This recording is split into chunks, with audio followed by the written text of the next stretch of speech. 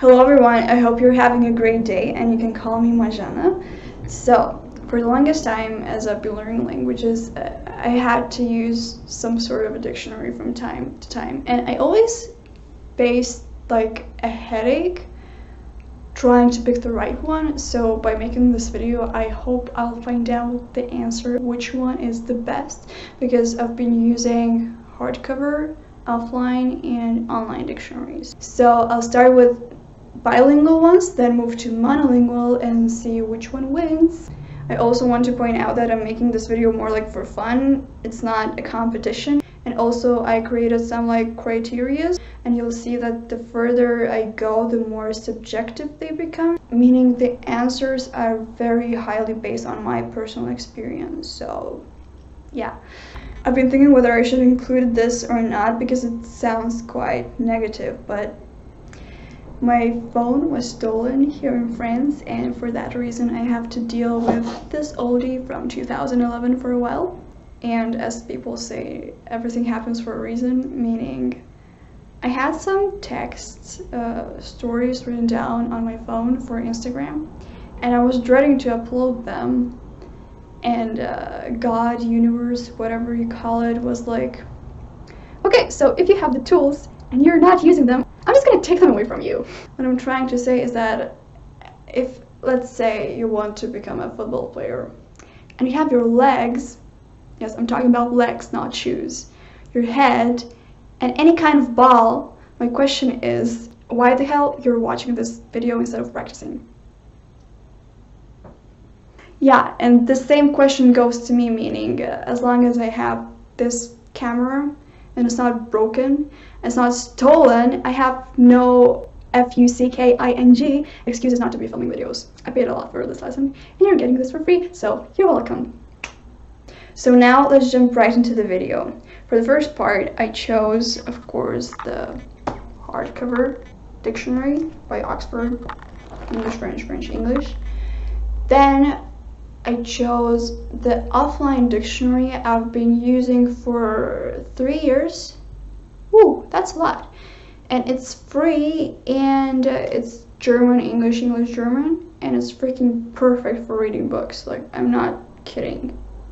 It's so good, which is called dig.cc. And for the online dictionary, I chose, of course, our beloved Google Translator. So the first criteria I chose to be the weight. So of course points go to both digital dictionaries, and I'm probably gonna do like a table right here.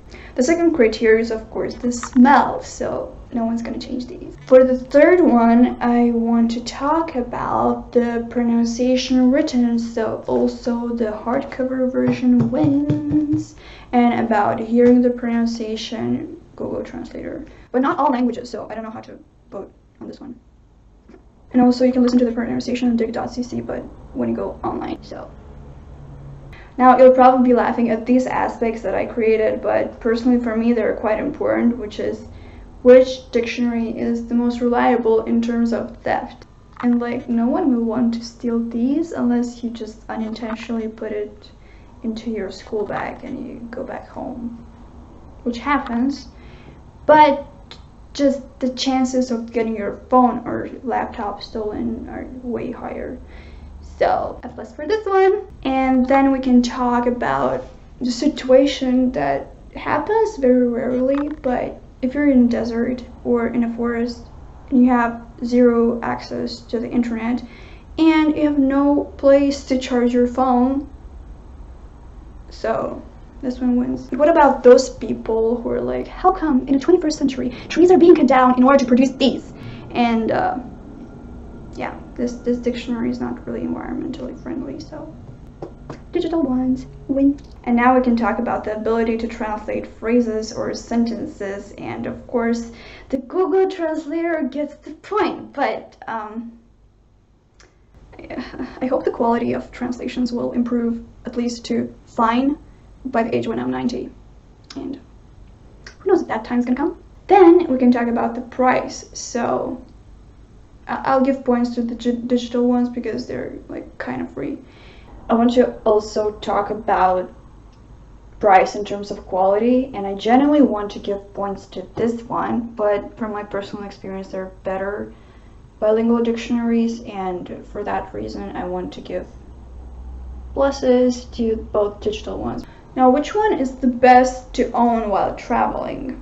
And I'll put points to the offline one because you're not dependent on the connection of the internet, and like you don't pack anything extra. And I actually was this girl when I was in Germany. I didn't know something in the menu, and I literally pulled out my German, Lithuanian, German dictionary like on the table to like translate, and like people were laughing at me. I learned. And we haven't spoken about the speed yet, so for the hardcover version you need to know the alphabet well by heart, so that affects your speed. And for the Google Translator, it depends on like your access to internet. So for this reason, I'm gonna give it a plus for the offline dictionary because it kind of like balances out. And now we have approached my favorite part of the entire video, which is your ability to keep your focus or concentration while using these tools. And the points go to the hardcover version, of course, because I don't know about you, but if someone texts me and I'm reading a book and using my phone as a translator, I'll be chatting for hours instead of reading my book. So you need to either set your phone on a flight mode or simply turn off absolutely all of your notifications, because you're not gonna get anything done. And now talking about how often these dictionaries get renewed, so I'll give points to both digital ones because it's just easier and faster. Now moving on to the fragility aspect. So if you drop the book, everything is fine, but if you drop your phone, good luck. And the last aspect is actually kind of hilarious, but I personally have a horrible eyesight, and for me it's important to at least not make my eyesight worse. So any kind of paper will always be better than screens. And now we can count. Hey, I actually noticed while editing that I did make a mistake when I was filming, so I'm just here to tell you that the results are each dictionary gathered 7 points, and here you go. Now we're moving to the second part, which consists only of the advanced dictionaries that are monolingual mostly. For the physical version, I chose Macmillan Dictionary. I'll put it somewhere here, how it looks. Basically, I can't show it. Actually, I can, and I can't believe at the moment that I'm filming this video in 2 different countries, but it'll be my first time. I have this dictionary right here with me. I don't know what I should show you, to be honest.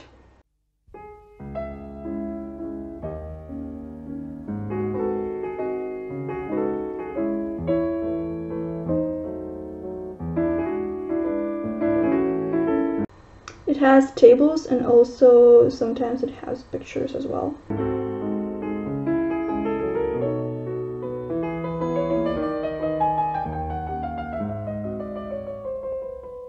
And what I like about it is that it has like stars thing and shows you which words are like the most commonly used.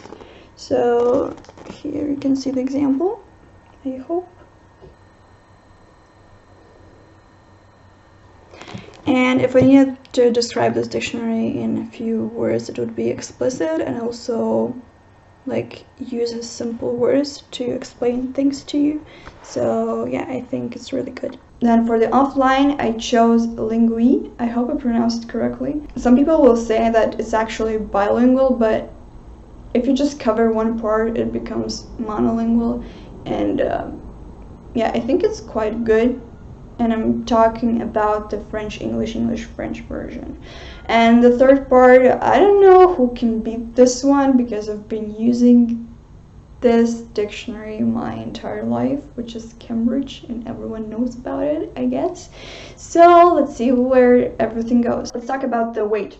Digital ones, smell, hardcover. Pronunciation written, Macmillan, and Cambridge pronunciation to listen, only Cambridge. Most reliable in terms of theft. Hardcover, if you're in the middle of nowhere, also hardcover. Environmentally friendly are only digital ones.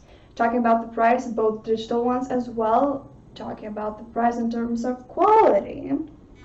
I'll give points to the Macmillan and Cambridge because they're both insanely good. Best while traveling, Lingui. The fastest one to use, also Lingui. Well, with Cambridge, depends on your internet connection, so I'm not adding for this reason. Talking about distractions, hardcover, fragility, hardcover, and how often those dictionaries get renewed, also both digital, and which is best for your eyesight, the paper version. And now let's count. So the winner actually is the Macmillan Dictionary, then followed by Lingui with 6 points, and Cambridge gained 7.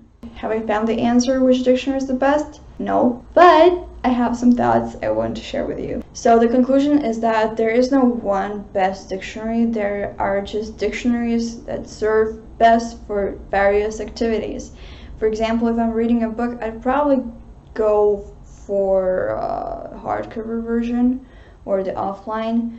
But if I'm writing an essay, I'd definitely go online because it's just faster, easier, you can use autocorrection and everything. And lastly, I want to mention that phones are becoming more and more acceptable in classes. But one thing that teachers fail to emphasize is that if you go online, make sure you turn off your notifications, because like then no work is gonna be done, like literally.